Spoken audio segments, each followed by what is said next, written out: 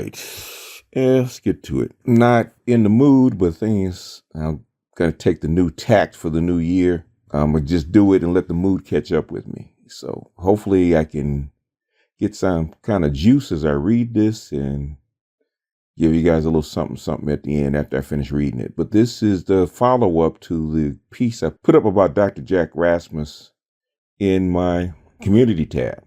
Now, Dr. Jack put this up maybe 2-3 days ago. He said that he felt that Trump would sign the bill at the last second, and I disagreed.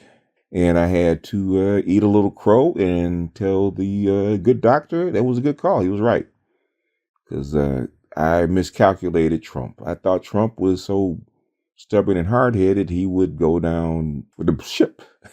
Okay? In other words, he would let people flounder for a month without their unemployment for a whole month until Biden got in office and actually signed the bill. By then, it would have been way more than like 5 or 6 weeks without their unemployment. And I think he had like 12 million people. I got to go back and look at it again. I think it was. But anyway, he did so. Thus, this particular article. Trump signs COVID-19 relief deal after his criticism threatened to derail it. President Trump on Sunday night signed a massive coronavirus relief and spending package, relenting on a measure he had called a disgrace days earlier. The legislation, which combines $900 billion in COVID-19 aid with government funding through September 2021, was passed by large majorities in both houses of Congress on December 21st, only to see Trump blindside legislators the next day and blast the bill. In a statement Sunday night, Trump said lawmakers will pursue some of his sought-after changes. His signature avoids a partial government shutdown as spending was set to run out Tuesday, and it puts an end to days of uncertainty over when tens of millions of Americans will receive the desperately needed economic relief provided by the bill. Among its many provisions, the package includes direct payments to qualifying Americans worth up to $600 per adult and child, a boost in weekly unemployment benefits, and funds for small business aid and vaccine distribution. You notice the vaccine distribution was in there. Anyway, but his delay in signing the package has cost millions of Americans a week of unemployment benefits as 2 pandemic-related programs expired Saturday. In a statement Sunday night, House Speaker Nancy Pelosi, Democrat California, alluded to those expired benefits. The signing of the bipartisan bicameral coronavirus relief legislation is welcome news for 14 million Americans who just lost the lifeline of unemployment benefits on Christmas weekend, and for the millions more struggling to stay afloat during this historic pandemic and economic crisis. In a statement of his own, Senate Majority Leader Mitch McConnell, Republican Kentucky, applauded Trump for signing the package without mentioning any of Trump's demands.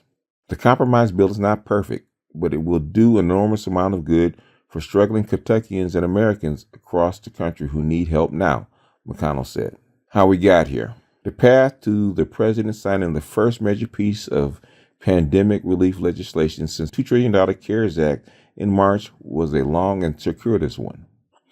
After months of bitter negotiations between Republicans and Democrats, Congress passed the combined coronavirus aid and spending bill last Monday. But on Tuesday, Trump blasted the legislation, calling it a disgrace. He criticized Congress for not providing more direct payments for Americans, suggesting the number should increase to $2,000 per qualifying individual and $4,000 for couples. That's despite the fact that it was members of Trump's own party who had rejected proposals for higher payments during the negotiations. Senate Republicans blocked a bipartisan effort to include $1,200 direct payments in the relief deal. Trump also complained that too much money was being allocated to foreign aid and domestic projects not related to the coronavirus pandemic. The reality is that congressional leaders passed a relief bill in combination with a broader spending bill that funds the government. In fact, they combined the two. I think the coronavirus bill was $900 billion, and I think the continuing government package was $1.4 trillion. So basically, what Trump was saying, and he was right, they connected the two bills, which they probably shouldn't have. And then the second one, the second package had a lot of pork in it. This is what he was complaining about. The reality is that Congress has passed a relief bill in combination with a broader spending bill that funds the government. The president has signed bills including money for these programs in the past couple of years. They always sign these damn things. I don't know what he's upset about. He's passed many of these before. On Christmas Eve, House Democrats sought to follow Trump's lead and pursue larger direct payments by unanimous consent, while House Republicans attempted to revisit the foreign aid section of the omnibus bill. Both changes were blocked by the other party. In a statement Sunday night, Trump said the House will vote on Monday on a previously planned bill to increase payments to individuals from $600 to $2,000. Trump added the Senate will start the process for a vote that increases checks to $2,000. The president also said he will sign the omnibus and COVID package with a strong message that makes it clear to Congress that wasteful items need to be removed. The Democratic-led House is highly unlikely to take up those spending items. Trump's statement also includes that items that are not part of the relief and spending measure. Congress has promised that the Section 230, which so unfairly benefits big tech at the expense of the American people, will be reviewed and either be terminated or substantially reformed, he wrote. Likewise, the House and Senate have agreed to focus strongly on the very substantial voter fraud which took place on November 3rd, presidential election. Go get him, boy. Go get him, boy. Get him. I'm going to miss him. I really am. I'm going to miss him. He's funny. There's one thing I'm going to miss is that he makes the presidency funny. He really does. If nothing else, he's entertaining. Even my family, well, none of my family likes Trump, okay? None of my family likes Trump, but they're going to miss him because he's funny. Because every time I talk to him, they got something to say that Trump said. I say, God damn it, can you guys keep Trump's name out of your mouth? You know you don't like him. But anyway, he's funny. There's no evidence of widespread voter fraud in the election, which Trump falsely claims he won. President-elect Joe Biden is set to be sworn in weeks. A lack of repeal of Section 230, which provides some legal protections for technology companies, was one of the reasons.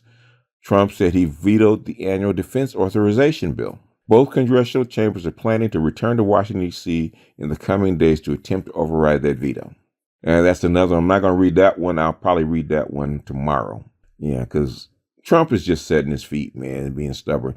He didn't want to go down with people talking about him and people losing their unemployment and losing their homes and shit like that because he decided to be a dick. So he actually went on and passed it. Dr. Jack was right.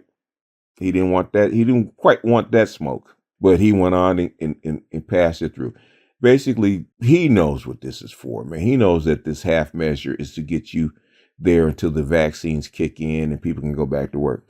He already knows it. In fact, he planned this. This is not something that he was outside one of his plans. He knows exactly what they're doing.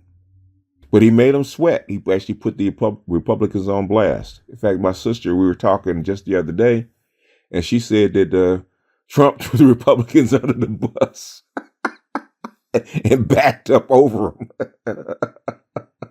Which, in my opinion, he did. And I, for one, do not feel sorry for him. I just wish he had put them under the bus before the election. Then he probably would have won. And then all this hoo-ha about election fraud and all this other crap would have just went under, been swept under the rug.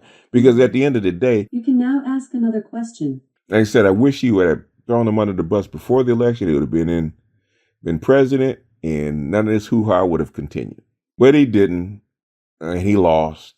And the rest is history.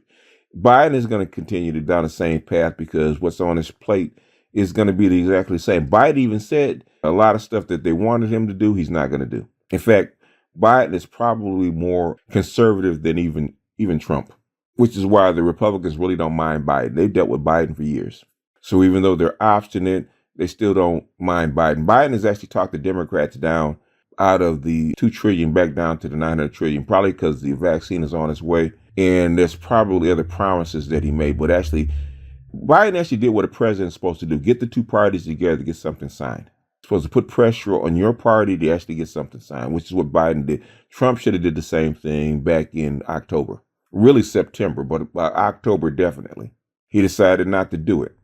He decided not to rock the boat, which with Trump, I can't understand because Trump stays rocking the boat. when he writes his book, we'll have to find out what he thought and why he decided to do certain things. Because right now we don't know. We're assuming that he actually wanted to keep the Republicans on his side until after the election. That could be it. But all the vaccines, all this kind of stuff, basically, they know.